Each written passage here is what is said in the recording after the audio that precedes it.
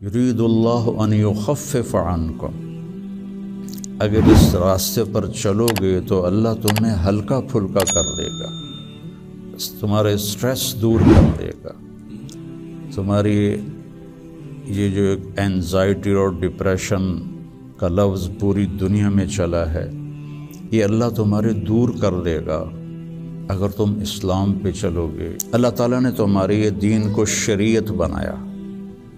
شرع کسے کہتے ہیں؟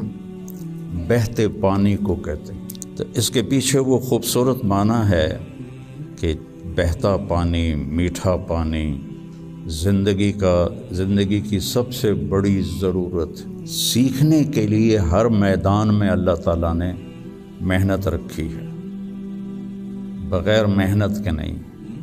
اب چونکہ اس محنت پہ کیا ملے گا وہ نظر نہیں آتا۔ ابو دجانہ رضی اللہ تعالیٰ عنہ بہت بڑے صحابی ہیں، ان کے اتنے فضائل ہیں، کتابیں بھری پڑی ہیں، لیکن وہ فرماتے تھے کہ میرے بھائیوں، میرے پاس بخشش کا سب سے بڑا جو عمل ہے وہ یہ ہے کہ میں نے اپنی زبان سے کبھی کسی کو دکھ نہیں پہنچایا، اور میرے دل میں کسی کے لیے نفرت کوئی نہیں ہے۔ اور اچھے اخلاق دو چیزوں سے قابو میں آتے ہیں، ایک اس زبان پہ قابو ہو، ایک دل کے جذبات پر قابو۔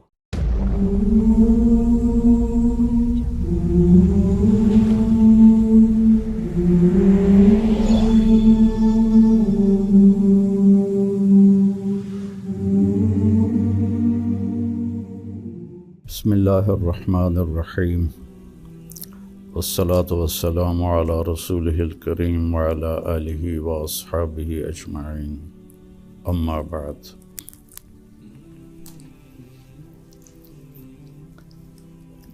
دین اسلام زندگی گزارنے کا وہ طریقہ ہے جو اللہ نے جناب رسول اللہ صلی اللہ علیہ وسلم کے ذریعے سے ہم تک پہنچایا اور بتایا، ڈنڈے سے نہیں چلایا۔ باقی جو جتنی مخلوق ہے ان کو اللہ نے مجبور پیدا کیا ہے۔ آم کے درخت پر اس کی مرضی سے کیلا نہیں لگے گا، آم ہی لگے گا، یہ اس کے لیے پابندی ہے۔ کریلا کڑوا ہوگا، میٹھا نہیں ہوگا۔ بھینس نے دودھ دینا ہی دینا ہے، اس کو اختیار نہیں کہ وہ انکار کر دے۔ تو اس طرح پوری کائنات کو دیکھیں تو ساری کائنات اور سارے جانور، سارے جاندار بے جان، وہ ان کو اللہ نے پابند کر دیا ہے، وہ سے ادھر ادھر نہیں ہو سکتے۔ ہمارا چونکہ پیپر ہے کہ لیبلوکم ایکم احسن عملا، کہ تم میں کون اللہ کو راضی کر کے آتا ہے، کون اپنے عمل کو خوبصورت بناتا ہے، اور کون اس تھوڑی سی زندگی کے پیچھے اپنے اللہ کو ناراض کر دیتا ہے۔ تو جب اللہ ہی نے انسان کو بنایا اور اس نے ہی چلنے کا راستہ بتایا تو یقیناً وہ سب سے آسان ہوگا۔ پوری دنیا کے نئی نسل میں ایک بات کامن ہے، چاہے پاکستان میں ہو چاہے امریکہ میں ہو، دین پہ چلنا بڑا مشکل ہے۔ تو ہم اللہ سے پوچھیں وہ کیا کہتا ہے، جس نے ہمیں یہ فطرت اللہ التی فطر الناس علیہا لا تبدیل لخلق اللہ اور ان الدین عند اللہ الاسلام، کہ اب زندگی گزارنے کا ایک ہی طریقہ ہے جس پر تم کامیاب ہوگے، وہ اسلام ہے۔ تو اللہ تعالیٰ کہہ رہا ہے یرید اللہ بکم الیسر، اللہ تمہارے لیے آسانی چاہتا ہے۔ ولا یرید بکم العسر، اللہ تمہارے لیے تنگی اور مشقت نہیں چاہتا۔ یرید اللہ ان یخفف عنکم، اگر اس راستے پر چلو گے تو اللہ تمہیں ہلکا پھلکا کر دے گا، تمہارے اسٹریس دور کر دے گا، تمہاری یہ جو اینزائٹی اور ڈپریشن کا لفظ پوری دنیا میں چلا ہے، یہ اللہ تمہارے دور کر دے گا اگر تم اسلام پہ چلو گے۔ یرید اللہ ان یخفف عنکم، اینزائٹی ڈپریشن کی دوائیں کیا کرتی ہیں؟ دماغ کو تھوڑا سست کر دیتی ہیں، تو اس کی جو فیلنگز ہیں نیگیٹو وہ ذرا کم ہو جاتی ہیں۔ تو اللہ تعالیٰ فرما رہا ہے میرے راستے پر چلو تو یہ آئیں گی نہیں، تم خوش باش رہو گے، مزے میں رہو گے۔ پھر اللہ تعالیٰ کہتا ہے ما جعل علیکم فی الدین من حرج، میں نے تمہارے دین میں کوئی تنگی رکھی کوئی نہیں۔ بھوک لگی ہو تو روٹی کھانا مشکل کام ہے، کتنا آسان ہے۔ ہاں، اس کے لیے اگر کہیں جانا پڑے تو جانا پڑے گا۔ آپ لوگوں کے کھانے کا کیا باہر انتظام ہے؟ تو آپ لوگ باہر کھانا کھانے جاتے ہیں، یہاں بیٹھے بیٹھے تو نہیں آتا۔ تو اس کے لیے جو انسان تکلیف اٹھاتا ہے وہ اس کو محسوس نہیں ہوتی،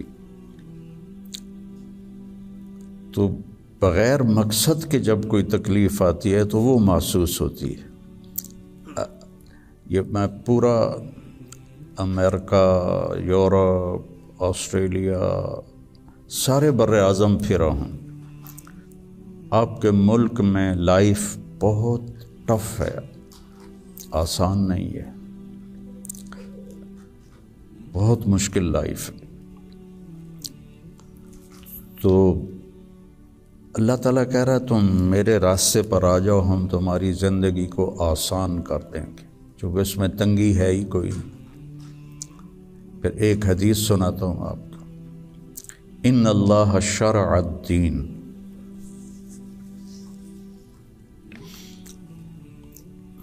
اللہ تعالیٰ نے تمہارے یہ دین کو شریعت بنایا۔ شرع کسے کہتے ہیں؟ بہتے پانی کو کہتے ہیں۔ بہتا پانی کتنا مفید ہے، کتنی پوری زندگی کا نظام پانی کے اوپر چل رہا ہے۔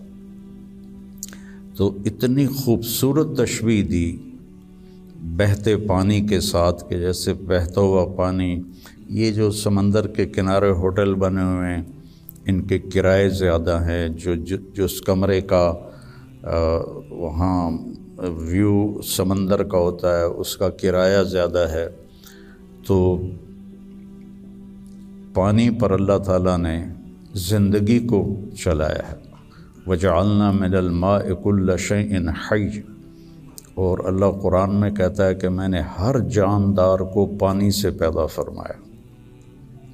تو اللہ کے نبی نے قرآن میں کہا لِكُلٍّ جَعَلْنَا مِنْكُمْ شِرْعَةً وَمِنْهَاجًا ثُمَّ جَعَلْنَاكَ عَلَى شَرِيعَةٍ مِنَ الْأَمْرِ۔ تو اس کے پیچھے وہ خوبصورت معنی ہے کہ بہتا پانی، میٹھا پانی زندگی کی سب سے بڑی ضرورت، اس لیے سفر میں آدمی ہو اور پانی کی قلت ہو تو علماء کہتے ہیں نماز کے لیے تیمم کرے اور پینے کے لیے پانی کو محفوظ کرے۔ نماز جیسے عمل کے لیے اللہ نے صحابہ یہی کچھ کرتے تھے کہ پانی پینے کے لیے رکھتے تھے اور نماز تیمم سے پڑھتے تھے۔ تو ان اللہ شرع الدین، پہلی بشارت تو لفظ شرع میں ہے، وجعلہ سہلا، دوسری خوشخبری آسان بنایا،